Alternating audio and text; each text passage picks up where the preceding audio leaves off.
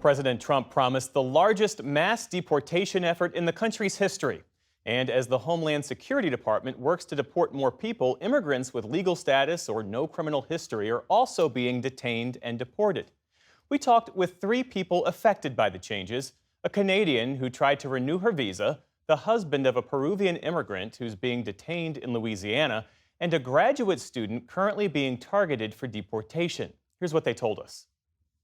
My name is Jasmine Mooney, and I am from Canada. My name is Mamadou Tall. I'm from the UK and the Gambia, and I am a PhD candidate in the Department of Africana Studies at Cornell. Bradley Bartel. I live in central Wisconsin.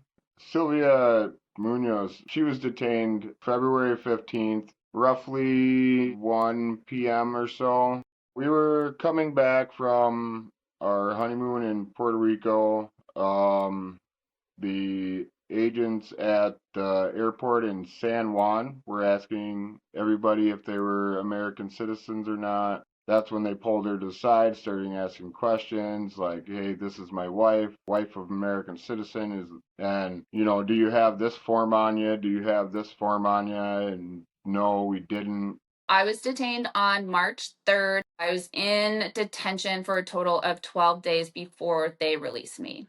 Everything in that place is meant to break you. From being put in cells that are absolutely freezing cold with no blankets. The first 48 hours I slept on the mat on concrete with no blankets, no pillows. They gave me this aluminum foil thing that you wrap around your body like a dead body. First, we filed injunction against the Trump administration.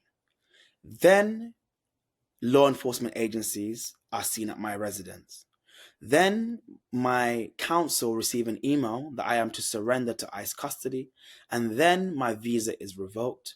They gave us a ICE lookup number to look her up in the system, and she didn't even turn up in the system for like a week, so I didn't know where she was, didn't have any way to contact her, nothing, didn't know anything. So that part was pretty terrible. One, they break you down when you are in there. Two, they scare you. They try and scare you. No one wants to stand up for them. People are scared to talk about this because they think they're going to be banned for life or that they're never going to be able to travel. And everything is a scare tactic. They do not want this getting out. What we're seeing now is a worrying trend, first and foremost, of people being essentially abducted and kidnapped throughout the country. Young scholars, graduate students, graduates are being abducted and kidnapped and taken to unknown locations. I've not been convicted of a crime, alleged of any crime, or arrested. I've only expressed my what should be First Amendment protected activity. Especially with no criminal history and having come here being documented, I believe that kind of thing should be forgiven as it has in the past. Historically, people that have overstayed their visa, that kind of thing has been forgiven by the courts. One person asked me if she were to be deported, what would I do? And I'd seriously be considering becoming a Peruvian citizen and just leaving America. I'm not going to let it jade me because I love America still. I love my friends there. I just am still extremely confused about what is actually happening and these processes, and it does not have to be this way. There has to be a better system. I feel hunted and persecuted, and it seems like the president, the executive, has taken on these law enforcement agencies as his own personal police. What Trump administration is doing via the executive orders and by these actions is sending a clear message. If you are in this country and you are in a precarious visa situation, you can be deported. Not for any crime, not for any action that's illegal, but purely based on what you say and whether that is critical of the US foreign policy or the state of Israel.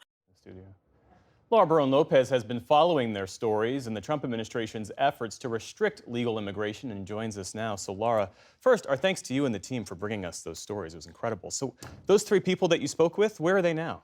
Yeah, great work to our producers there as well. And so Mamadou his location is unknown because he is trying to avoid ICE detention. Jasmine Mooney is back in Canada facing a 5-year ban to the United States. And Bradley Bartel is essentially waiting for his wife's day in court. He voted for President Trump and said that despite all of this, he does not regret that vote. This week, the Trump administration also stepped up their efforts to strip some students of legal status. They claim that some of these people are sympathetic to terrorist groups like Hamas. And of course, there's that case of Mahmoud Khalil. There was a hearing today. What's the latest? There was a hearing, and we should remind our viewers that Mahmoud Khalil is a green card holder, Columbia student, and a pro-Palestinian activist. So that hearing today was about jurisdiction.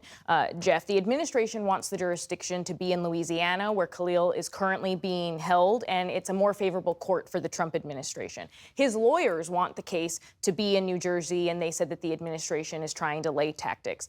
Khalil's wife was present in the courtroom today, and she's pregnant and due to give birth next month. I spoke to Khalil's lawyer, Baher Azmi, who said that it's a ticking clock to get Khalil out, that Khalil is anxious because he's worried about missing the birth of his child. And they said that the longer that Khalil is in detention, they're worried that it'll have a chilling effect on other immigrants and their political speech. And there's the Turkish national, Rumeysa Öztürk. She was arrested in Massachusetts this past week. She's also being detained, so far as we know, in Louisiana. What more can you tell us about her case? That's right. There was shocking video that surfaced this week, and she's a PhD student at Tufts University here on a student visa. She was arrested near her apartment by federal agents, and she can be heard screaming in the video. Now, the government moved her to that Louisiana detention center, despite the fact that a judge ordered them not to move her out of state without giving notice. And while overseas, Secretary of State Marco Rubio was asked about these arrests, and he said that he has revoked more than 300 student visas, and he's revoking them daily. Every time I find one of these lunatics, I take away their visa. We gave you a visa to come and study and get a degree, not to become a social activist that tears up our university campuses. Rubio is revoking these visas under an obscure immigration provision that says that if he decides that a person is having an adverse foreign policy effect, that he can take away their visa or green card holder. Now, we should say that Khalil and Öztürk have not been charged with any crime. I know you've been talking to immigration lawyers about all of this. What are they telling you? So a longtime immigration lawyer that I spoke to said that they believe that the end goal here is to essentially scare enough legal immigrants to self-deport, to drive up those deportation numbers that the president wants. Now, in cases like Öztürk's, the Tufts student who was arrested in the street, some immigration lawyers say that Trey Poppet and I talked to said that federal agents have to produce a warrant when they're attempting to arrest you, that the person being arrested doesn't necessarily have to answer any questions, but they're advised not to resist arrest. Now, earlier, I also spoke to Jennifer Babai. She is the legal services director with Los Americas, and I began by asking her what she's been hearing from families, especially parents that are fearful that they could be detained and separated from their children. What we're advising these individuals is to prepare legal documents so that there is a legal custodian who can come in and take care of their children in the short term should they be detained. That's rightfully one of the scariest scenarios to think about, and it's our job to get folks sort of ready to contemplate what will happen if that occurs. The questions I also get are, is it safe for us to come to your office? Is it safe for me to report a crime to the police? Is it safe for my children to go to school? Can I still go to church? If I go to church and I don't have my ID on me, can I be arrested? The community is afraid and also at the same time trying to understand how to be law-abiding. If an immigrant is stopped by ICE, what rights do they have?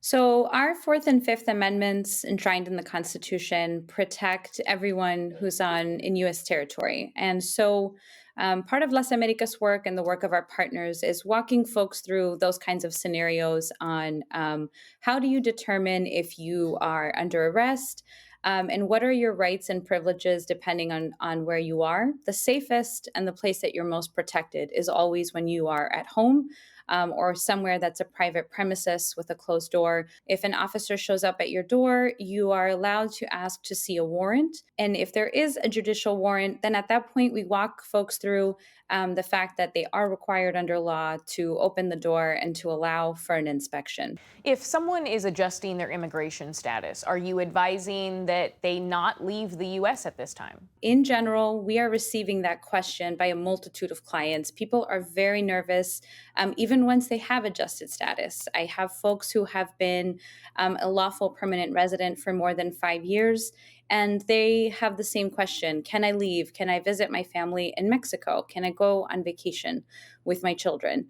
In each scenario, we walk folks through, these are your rights. And the rights, of course, of a lawful permanent resident is that you can travel within limitations and within a certain timeline. But we also have to share with folks the patterns we're seeing. There are many individuals that have been reported in the news who are green card holders who have been detained because of exercising their First Amendment rights. And it's my job as an attorney to advise folks of the risks. But at the end of the day, we don't make those decisions for them. We inform folks, and then it's up to them to weigh the risks, weigh the benefits, and make that decision for themselves. Jennifer Babai of Las Americas, thank you for your time. Thank you.